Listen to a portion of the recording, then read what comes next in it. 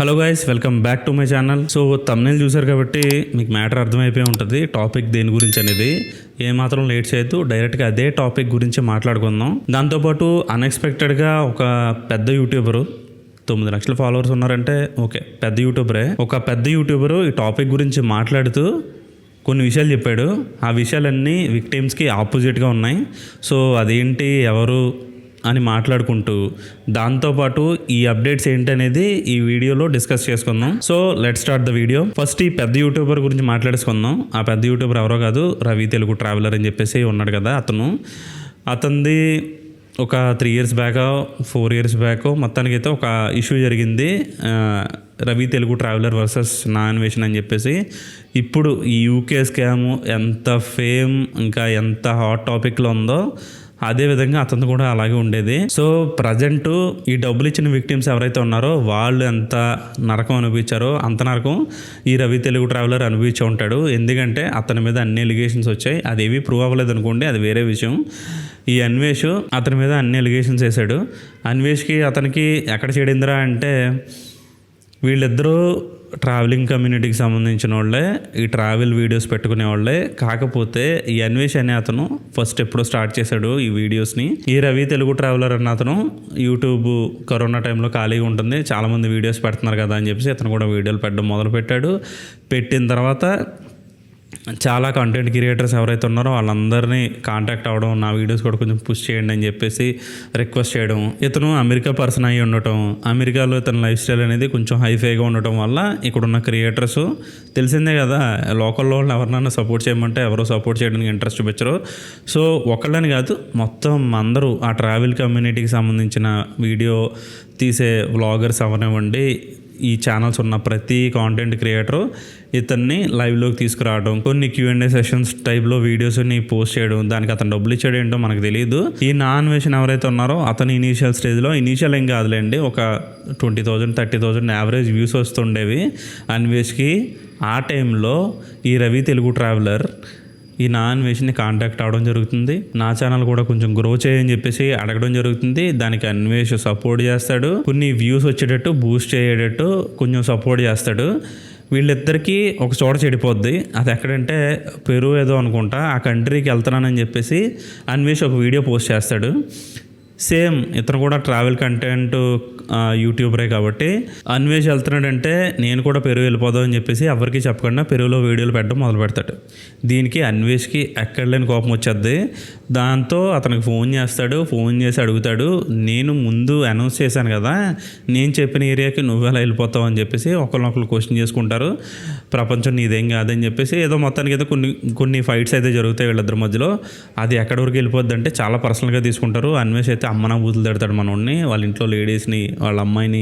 తన life style మొత్తం ఒక ఫేక్ ఛానల్ రన్ చేస్తున్నాడు మనోడు. చూసేది ఏది నమ్మద్దు, మనోడికి అసలు జాబ్ లేదు, అది లేదు, ఇది అని చెప్పేసి ఒక ప్రోపగండా రన్ చేస్తాడు అన్వేష్. అది చాలామంది నమ్ముతారు కూడా, ఎందుకంటే అప్పట్లో అన్వేష్కి కొంచెం క్రెడిబిలిటీ ఉండేది. దాంతోపాటు వీడియోస్ అనేది చాలా కన్సిస్టెంట్గా పోస్ట్ చేస్తాడు మనోడు. వేరే పని ఏం పెట్టుకోడు. ఏదన్నా కాంట్రవర్సీ చేద్దాం అనుకున్నాడంటే తెలుసు కదా, ఒక 40 వీడియోలు 50 వీడియోలు అలా వదులుతూనే ఉంటాడు. దీంతో తను నమ్మేవాళ్ళు ఎక్కువయ్యారు, నమ్మారు. ఆ విషయంలో నన్ను అడిగితే ఈ రవి తెలుగు ట్రావెలర్ ఎవరైతే ఉన్నారో అతను ఖచ్చితంగా విక్టిమ్ అయ్యాడు. అన్వేష్ చెప్పిన విషయాలు ఏది నిజం కాదు, కాకపోగా ఇతను చాలా నెగిటివిటీ ఫేస్ చేయాల్సి వచ్చింది. సో ఇంకొక విషయం కూడా ఉంది, నేను చెప్పడం మర్చిపోయాను. ఇతను రవి తెలుగు ట్రావెలర్ అన్న అతను ఇనీషియల్గా ఈ ట్రావెల్ కమ్యూనిటీకి సంబంధించిన వాళ్ళందరితోని కొంచెం లైవ్స్ కండక్ట్ చేసుకొని వీడియోస్ అవి తీసుకున్నాడని చెప్పాను కదా. సో ఇతను ఈ రవి అన్న అతను వీళ్ళందరినీ దాటుకొని, అంటే కన్సిస్టెన్సీనా లేదంటే అమెరికాలో వీడియోలు పెట్టడం వల్ల మొత్తానికి అయితే అతని ఛానల్ అనేది మంచిగా గ్రో అయింది. ఎంత గ్రో అయిందంటే, తన్ని ప్రమోట్ చేసిన నా అన్వేషణ అనే యూట్యూబ్ ఛానల్కి 1,50,000 2 లక్షల వ్యూస్ వస్తే ఇతనికి మాత్రం ఈజీగా 1 million వచ్చేసేది. ఆ 1 million వ్యూస్ ఎలా వచ్చేవి, పెద్ద కంటెంట్ కూడా ఏమి ఉండేది కదా ఛానల్లో. ఇది నా హాలు, ఇది నా బ్యాక్ యార్డు, ఇది మా ఇల్లు అని చెప్పేసి ఏదైనా ఒక వీడియో పెట్టాడు అనుకోండి, దానికి 1 million వచ్చేసేది. నా కార్కి యాక్సిడెంట్ అయింది, ఇలాంటి చిన్న చిన్న వీడియోస్ పెట్టినా సరే ఒక 10 minutes వీడియో దానికి 1 million అయిపోతుండేది. అన్వేష్ మాత్రం 1 million కొట్టాలంటే అది మన వల్ల కాదన్న టైప్లో ఉండేది పరిస్థితి అన్వేష్కి. సో ఆ టైంలోనే ఈ పెరుగు గురించో మొత్తానికి ఒక కంట్రీ గురించి అయితే గొడవ జరిగింది కదా. ఆ గొడవ జరిగిన తర్వాత అన్వేష్ ఆ అక్కస్ మొత్తం కక్కేసుకున్నాడు మనోడి మీద. జనాలను అడగడం స్టార్ట్ చేశాడు. సాంబార్ వండితే 1 మిలియన్ రావడం ఏంటి, అమెరికాలో ఏం పనికిరాని వీడియోస్ అని చెప్పి ట్రావెల్ వీడియోస్ వ్లాగర్ అని చెప్పేసి పనికిమాలిన వీడియోస్ అన్నీ పెడుతున్నాడు తనకి 1 మిలియన్ రావడం ఏంటి, నాకెందుకు రాదు, నేను దేశాలన్నీ తిరిగి చూపుతున్నాను కదా అని చెప్పి పెద్ద రచ్చ జరిగింది. అప్పుడులో పెద్దగా ఫైట్ అయితే గట్టిగా జరిగింది. అయితే ప్రజెంట్ ఇప్పుడు ఈ రవి తెలుగు ట్రావెల్ గురించి మనం ఎందుకు మాట్లాడుకుంటున్నాం అంటే, అన్ఎక్స్పెక్టెడ్గా ఈ యూకే వీసా స్కామ్ గురించి మనోడు కొన్ని తన పాయింట్ ఆఫ్ వ్యూ చెప్పడం మొదలుపెట్టాడు. తప్పు జరిగిందా లేదా అనేది పక్కన పెడితే తన ఒక రిలేటబిలిటీలో మాట్లాడాడనమాట. అంటే ఎలా అంటే, తను కూడా ఫేమ్లో ఉన్నప్పుడు ఇలాగే నెగిటివిటీ వచ్చింది, అవతల వాళ్ళు తట్టుకోలేక ఓర్చుకోలేక నన్ను నెగిటివిటీ చేశారు, నా ఛానల్ పడిపోవడానికి రీజన్ అదే అని చెప్పేసి తనకి జరిగిన ఏదైతే ఆ సంఘటనలు ఉన్నాయో వాటన్నిటిని రిలేట్ చేసుకొని ఇప్పుడు ఆ ఛానల్ కూడా మంచి పాపులారిటీలో ఉంది. 2 మిలియన్ ప్లస్ ఎంతో సబ్స్క్రైబర్స్ ఉన్నారు కదా. అలాంటి సబ్స్క్రైబర్స్ మిగతా వాళ్ళకి రారు కాబట్టి మిగతా ఛానల్స్ అన్నీ ఛానల్ మీద పర్యటిస్తున్నాయని చెప్పేసి అతను చెప్పాడు. ఇక్కడ తను మర్చిపోయిన విషయం ఏంటంటే, తన విషయంలో క్యాష్ అనేది ఇన్వాల్వ్మెంట్ లేదు, మనీ మ్యాటర్ అయితే అసలు కాదు కాబట్టి తనది తప్పు లేదని అనుకోవచ్చు. ఏదో నార్మల్గా నెగిటివ్ చేశారని చెప్పేసి అని అనుకోవడానికి ఉందని అనుకోవచ్చు. ఇక్కడ డబ్బులు పెట్టారు చాలామంది, పెట్టిన డబ్బులతో ప్రూఫ్స్ చూపిస్తున్నారు. అయినా సరే ఇతను తన టాపిక్ ఎలా రిలేటబుల్ అయ్యాడో నాకైతే అర్థం కాలేదు. తన దగ్గర ఇంకొక నెగిటివ్ పాయింట్ కూడా ఉందబ్బా. నెగిటివ్ అని కాదు, ఇది చాలా దరిద్రమైన మైండ్ సెట్ అని అనుకోవచ్చు.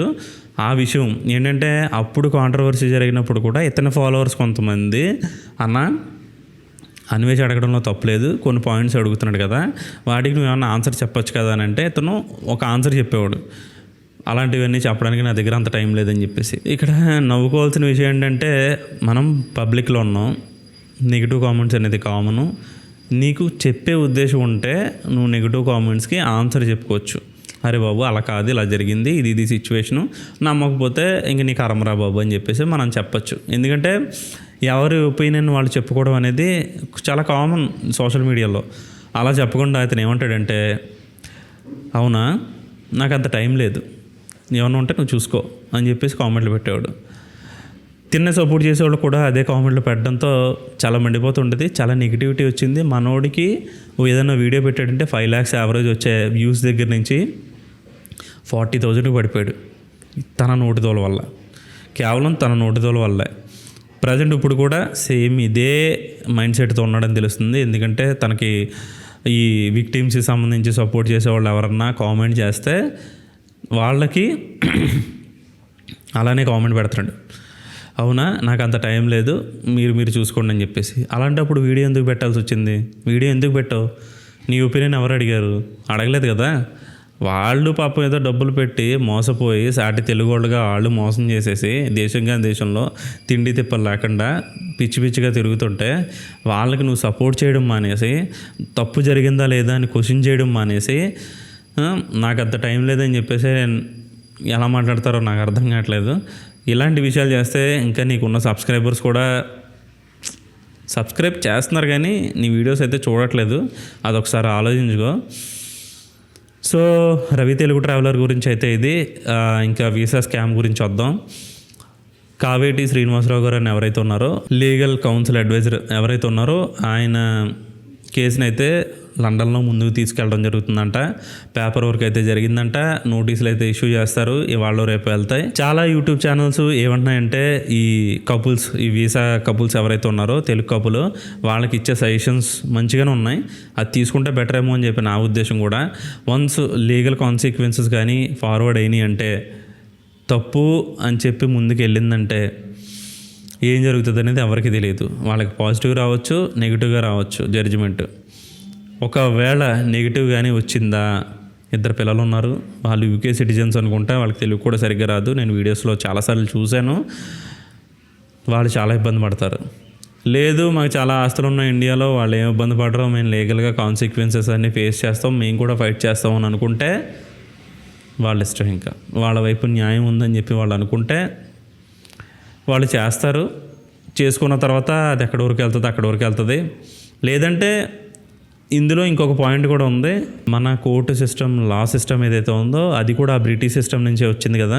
ఇక్కడలాగే యూకేలో కూడా కేసుల్ని సంవత్సరాలు సాగదీసుకునే ఆప్షన్ ఉందేమో, నాకైతే తెలీదు. వాళ్ళకి ఆ ధైర్యం ఉండి ఉంటుంది. సో చాలామంది సజెషన్ ఇస్తున్నారు, నా తరపు నుంచి కూడా నేను అదే చెప్తున్నాను.